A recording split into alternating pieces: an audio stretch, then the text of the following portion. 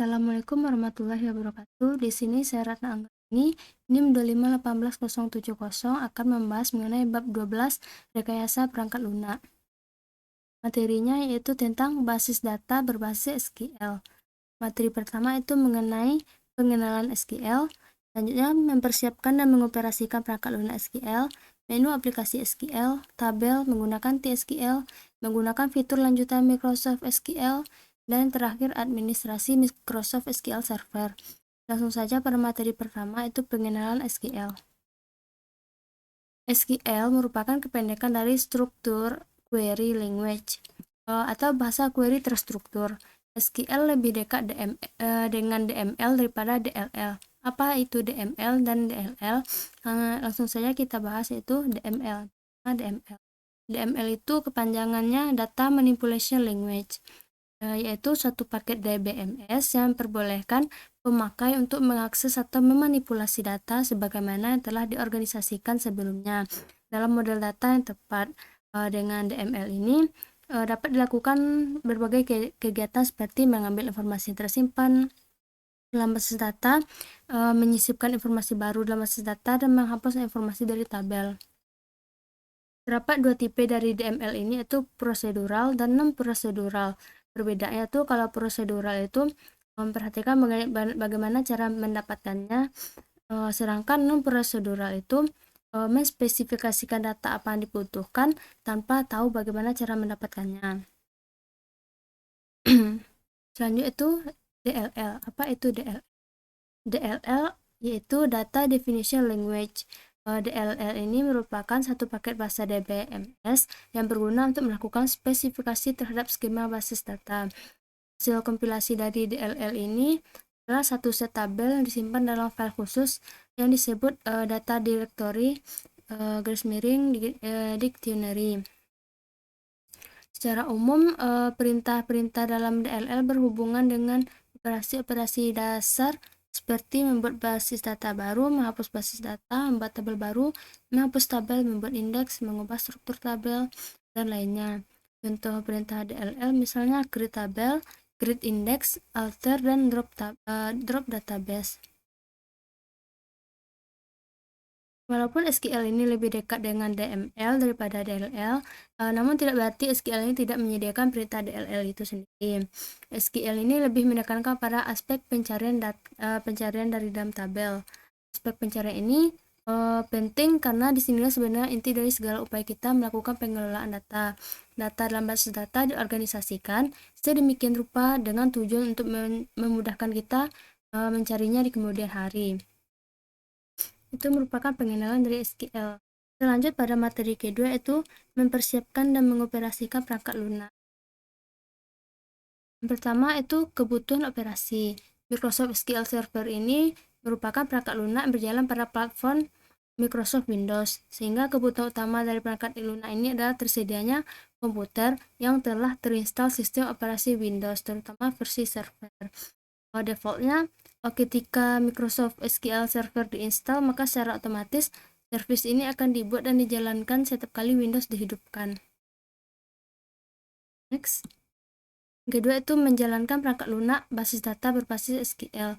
Pada gambar di sini terlihat bahwa kita akan mengakses tipe server database engine, itu server yang berhubungan dengan masalah aplikasi basis data. Pada nama server yang akan diakses di sini itu ARM Blackmat. Kenapa namanya ARM Blackmat ini? Karena SQL Server yang diinstal pada komputer tersebut namanya ARM Blackmat tersebut, sehingga kita perlu nama server sama dengan nama SQL yang sedang berjalan. Itu merupakan mempersiapkan perangkat lunak berbasis SQL. Dari selanjutnya itu menu aplikasi SQL. Menu atau fitur utama pada SQL Server ini itu seperti pada gambar, ada Object Explorer dan Summary Panel. Object Explorer ini adalah tempat kita untuk melihat objek-objek apa saja yang di dalam SQL Server. Contohnya itu ada database, security, server object, dan lainnya. Pada gambar ini juga terdapat Summary Panel. Apa itu summary panel? Summary panel itu tempat keterangan atau ringkasan yang ada pada objek Explorer.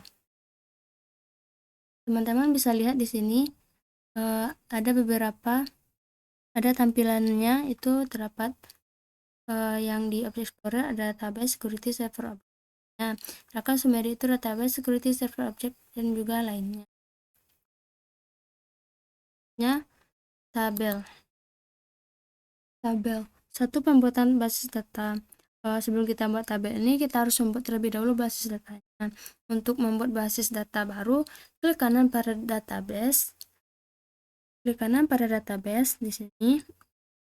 Klik kanan di database ini, kemudian pilih new database. Nanti akan muncul pilihan, itu pilih new database. Kemudian jendela untuk membuat basis data akan terbuka seperti gambar di samping. Gambar ini. Pada text box di depan database, ketikkan nama basis data yang akan dibuat. Ketikkan nama basis data. Contohnya itu latihan strip 01. Kemudian kita klik OK di sini. Next. Kedua, pembuatan tabel. Klik kanan pada komponen tabel di basis data latihan 1. Contohnya ini komponen tabel ini, klik kanan. Kemudian bagian summary panel akan berubah seperti gambar di samping. Pilih new tabel, kemudian bagian summary panel akan berubah menjadi seperti gambar di samping. Next. Ini merupakan tabel tipe data dan kolom yang akan kita buat.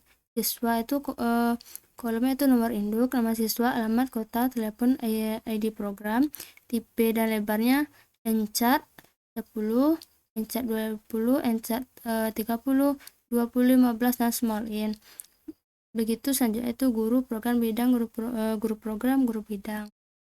Di sini terdapat keterangan pada guru itu primary key-nya itu NIP, program primary key-nya ID program, sedangkan bidang primary key-nya ID bidang.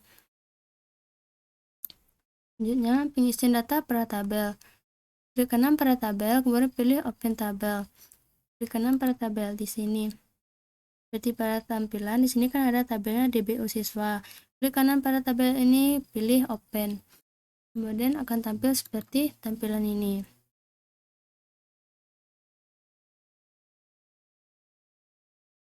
Kita siap-siap untuk mengisikan datanya.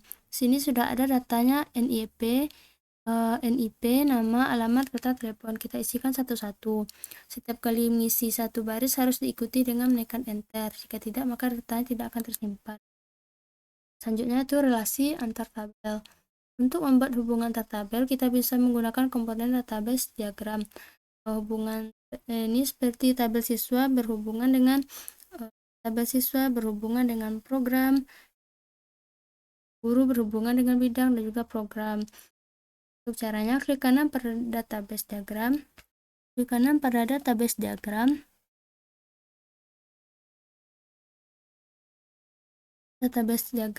Sini. Kemudian pilih new database diagram. Jendela baru akan terbuka seperti nampak pada gambar seperti ini. Pada jendela tabel, klik add untuk memilih tabel yang akan kita relasikan. Siswa dengan program, klik siswa, kita tekan add, program, tekan add. Tapi untuk kali ini kita akan memilih semuanya karena semua ini saling berhubungan. Setelah kita pilih semuanya, kita tekan close. Selanjutnya kita buat relasi seperti gambar berikut. Ini ada program, primary key-nya ID program, siswa primary key-nya guru program, primary key-nya itu NIP dan ID program. Ini berhubung ke program ini terhubung kepada siswa, guru program ini terhubung kepada guru, dan guru bidang ini terhubung pada guru dan juga bidang. Selanjutnya itu membuat view. Untuk membuat view, klik kanan pada view, kemudian pilih new. Di sini terdapat view di sini.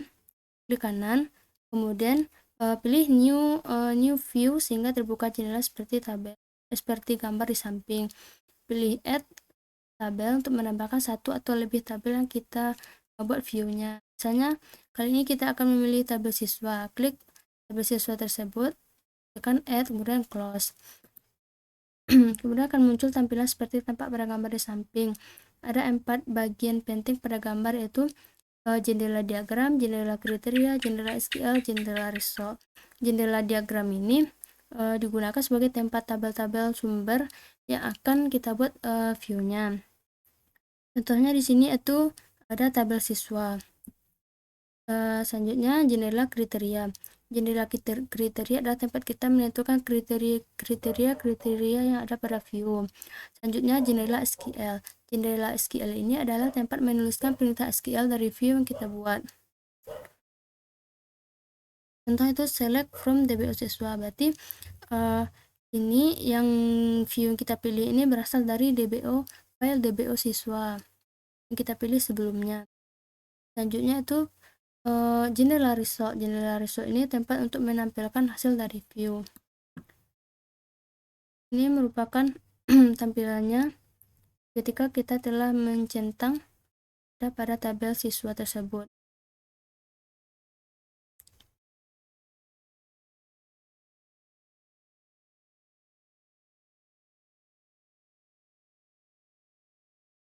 Selanjutnya itu menggunakan TSQL. Menggunakan TSQL, Transact SQL atau singkat dengan TSQL adalah varian dari bahasa basis data SQL yang dikeluarkan oleh perusahaan Microsoft dan Sybase. Microsoft SQL Server hanya mengenali bahasa SQL tipe TSQL ini. Oleh karena itu, jika ingin menggunakan Microsoft SQL Server, maka kalian harus memahami bahasa ini. Secara umum, TSQL tidak berbeda jauh dengan SQL standar. Hal ini karena TSQL sebenarnya adalah bahasa SQL standar yang diberi tambahan perintah-perintah khusus untuk membantu kerja dalam SQL Server. Perintah select, from, dan where yang telah kita singgung pada awal bab tetap menjadi perintah utama yang kita gunakan di TSQL. Kita sudah menggunakan SQL, selanjutnya menggunakan fitur lanjutan Microsoft SQL. Fasilitas tingkat lanjut Microsoft SQL Server, itu fungsi. TSQL menyediakan banyak fungsi yang digunakan pada tugas-tugas dan pengelolaan dasar. Pertama itu fungsi-fungsi yang berhubungan dengan numerik atau angka. Contohnya itu adalah isNumeric dan round. Fungsi isNumeric ini itu digunakan untuk memeriksa apakah isi suatu data berupa data angka atau tidak. Caranya itu buka jendela query, kemudian ketikkan perintah seperti pada contoh gambar berikut. Nah, periksalah hasilnya. Di sini tabel siswa yang mempunyai kolom telepon yang ratanya sekilas berupa angka. Pada hasil eksekusi di bawah ini terlihat nilai hasil pemeriksaan menghasilkan angka 0. Seluruh data angka 0 berarti false atau salah, berarti semua data pada kolom telepon ini bukan data numerik. Contohnya kita ketikkan itu select untuk nama telepon isNumeric telepon from DBO siswa. Berarti di sini yang kita pilih adalah nomor induknya, nama, dan juga telepon. Kita menggunakan perintah isNumeric dari telepon ini dari file DBO siswa. Selanjutnya fungsi round. Jika untuk fungsi round ini untuk membulatkan bilangan pecahan ke bilangan bulat terdekat. Misalnya di sini ada break 32,38. Maka kalau kita menggunakan perintah round seperti yang di sini, select order ID, break, round break, all from order. Jadi di sini kita membulatkan ke bilangan 32,38, berarti dibulatkan menjadi 30. Itu juga seterusnya itu 11 itu dibulatkan menjadi 12. Selanjutnya fungsi-fungsi berhubungan dengan string. Fungsi-fungsi penting yang berhubungan dengan karakter string antara lain adalah left, right, len, lower, upper, ltrim, rtrim, dan juga rtrim. Left digunakan untuk memilih sejumlah tertentu dari sebelah kiri, sedangkan right sebelah kanan. Hasil dari right tergantung dari lebar data yang kita tetapkan pada pemula. Sedangkan len digunakan untuk mengetahui banyak karakter pada data. Perhatikan contoh berikut. Di sini select nomor induk, ini nomor induknya, left nama 4, Bubi. Di sini hasilnya Bubi. Pada tabel sebelumnya itu Bubi red. Setelah kita menggunakan perintah left nama 4, berarti kita mengambil 4 karakter dari sebelah kiri. Di sini itu Bubi red, berarti kita ambil 4 karakter dari sebelah kiri, itu BUBI, berarti 4. Makanya hasilnya di sini B. Nah, itu right nama 10. Di sini karena jumlah dari namanya itu tidak sampai 10, maka hasilnya 0. Itu jumlah dari nama Bubi red ini cuma 1, 2, 3, 4, spasi 1 berarti 5, RED 3 berarti 8. 8 tidak sampai 10, makanya di sini kosong. Selanjutnya itu line telepon, bukan right. Right nama 10, oh udah kita, yaitu line atau telepon. Di sini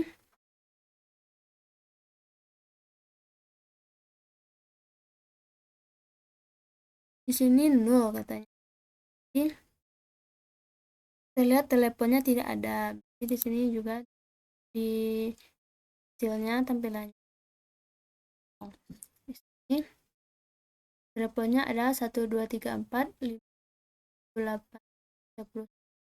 Ada 11 karakter, maka di sini 11 karakter. Begitu juga selanjutnya. Selanjutnya itu perintah lower, upper, dan L-trim serta R-trim. Lower itu untuk merubah karakter menjadi huruf, sedangkan upper merubah karakter menjadi huruf. Iya, ini upper, ini lower. Sedangkan L-trim digunakan untuk menghilangkan space di sebelah kiri data string. Dan juga R-trim di sebelah kanan, di samping.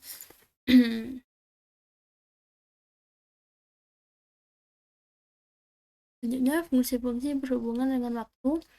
Fungsi yang berhubungan dengan waktu yang penting antara lain get date, month, day, years, date time, date at, dan date div. Get date ini digunakan untuk menapal sekarang dari sistem komputer, digunakan dari tanggal. Day digunakan untuk mengambil bagian tanggal.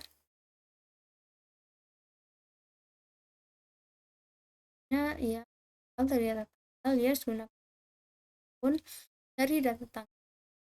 Date digunakan untuk mendapatkan nama dari suatu tanggal. Date at digunakan untuk mengurangi data tanggal. Kan date if digunakan untuk melihat selisih antar dua buah tanggal. Ini kan contoh berikut. Ini ada select get dates, day, get dates, as tanggal sebagai tanggal, bulan, tahun, dan juga hari. Prosedur dan store prosedur. Fungsi ini adalah fungsi yang dapat kita pakai untuk mempercepat pengelolaan data. Ada dua tipe user definition, yaitu scalar dan scalar menghasilkan satu nilai kilogram tapi kata kunci return. Inline tabel menghasilkan satu tabel ketika dia. Jadi pada contoh di samping, fungsi yang ada di samping ini adalah nama DBO full name. Parameter yang digunakan yaitu first name dan juga last name. Output dari fungsi akan bertipe data envar chart ini. Dengan lebar 35. Sini akan memberikan output satu nilai, itu gabungan dari last name dan juga first name. Seperti pada kita bisa menyatakan ini termasuk ke dalam fungsi skalar.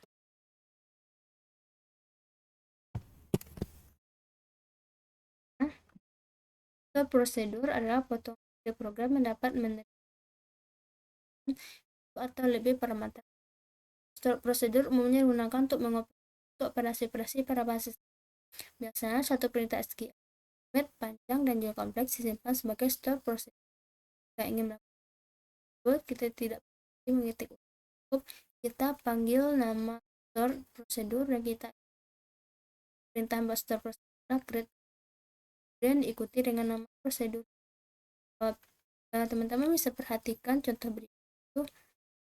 Buka jendela query, kemudian create prosedur list id number small in s direct from tbo titik id dan add id. Prosedur ini bernama hapus baris ini dengan parameternya id small in dengan tipe datanya dengan parameternya id number dan tipe datanya small in. Pernyataan S ini adalah pernyataan SQL yang akan dikerjakan setelah store prosedur dijalankan. Trigger adalah tipe khusus dari store prosedur yang akan dieksekusi ketika suatu muncul. Misalnya ketika ada penambah data atau insert, penghapus data atau delete atau berubah data.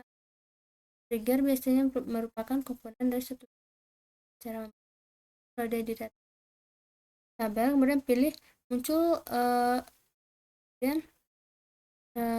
muncul daftar komponen tabel ke kanan dan pilih new trigger. SQL Server akan menampilkan jendela baru yang isinya adalah template dari trigger. Semua tag para jendela itu, kemudian ketikkan contoh berikut. Trigger on dbo titik bidang for insert as declare varnam varchar 20 select varchar sembarangan nama bidang from inserted print tanda petik Anda baru masukkan data titik 2 tanda petik lagi plus add var nama. Trigger di atas berada pada tabel bidang. Nama triggernya adalah coba trigger. Ini nama triggernya kan dimasukkan dan nama trigger adalah coba trigger akan dijalankan ketika event masuk insert pada dbo on atau pada dbo bidang untuk memasukkan data insert pada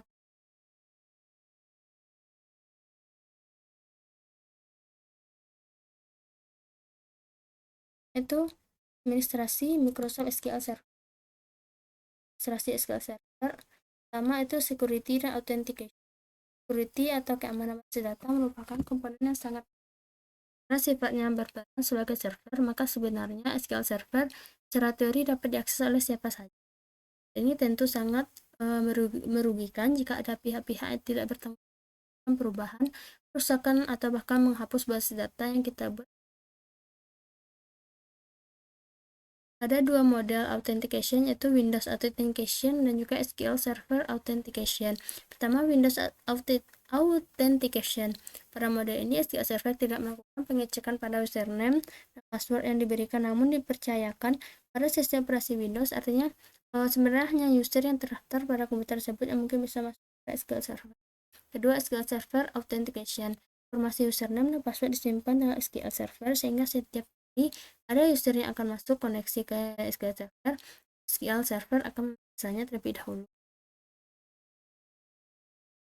Ini merupakan tampilan kita untuk melihat authentication apa yang di SQL Server. Karena pada nama server di jendela objek explorer, kemudian pilih properties. Nah, pada bagian security, ini akan tampil pada gambar.